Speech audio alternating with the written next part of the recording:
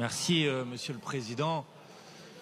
Je voulais vous raconter un témoignage personnel qui m'est arrivé il y a quelques jours, qui va démontrer à quel point la proposition de loi que vous faites aujourd'hui est une honte. Il y a quelques jours, il y a une personne qui est venue me voir dans la rue et qui m'a dit « Je suis tunnelier, c'est moi qui creuse les tunnels du Grand Paris. Et je suis arrivé en France il y a une trentaine d'années et depuis 30 ans, je travaille en France en tant que tunnelier. Et il y a quelques mois, j'ai demandé mon renouvellement de mon titre de séjour parce que je n'ai pas la nationalité française. Et à la préfecture, on ne m'a pas donné le renouvellement de ce titre de séjour, mais on ne m'a pas dit qu'il était refusé, on ne m'a pas répondu pour l'instant.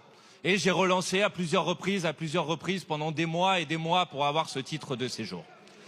J'étais marié, je vivais avec des enfants, j'avais un emploi, je contribuais à faire vivre ce pays, la France. Et mon employeur, au bout de 2 mois, m'a dit parce que votre titre de séjour n'a pas été renouvelé, je suis obligé de vous licencier. Et donc j'ai perdu ma femme, ma famille, j'ai perdu mon logement. Et cette personne, elle se retrouvait aujourd'hui à dormir dans la rue. Alors peut-être que vous, ça vous fait rire ou ça ne vous fait rien. Mais sauf qu'avec la proposition de loi que vous êtes en train de proposer aujourd'hui, une personne qui est en attente du renouvellement de son titre de séjour ne pourrait pas se marier parce qu'il n'aurait pas cette pièce à transmettre. Voilà la réalité. Alors la question que je vais vous poser, elle est simple.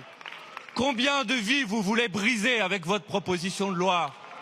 Combien de familles vous voulez détruire avec votre proposition de loi? Combien d'enfants vous voulez abandonner avec votre proposition de loi? Ça, vous voyez, c'est pas des mots et des phrases. C'est pas de la politique politicienne pour essayer de se faire du beurre électoral sur le dos des personnes qui vivent en France. Et qu'à lieu d'insulter à longueur de plateau et à longueur de prise de parole dans l'hémicycle, vous pourriez tout simplement remercier. Parce que vous savez, quand des gens contribuent comme ça à la vie de la nation, qui sont essentiels à la vie de la nation, la moindre des choses, c'est tout simplement de leur dire merci. Alors, bon, ce sont des amendements.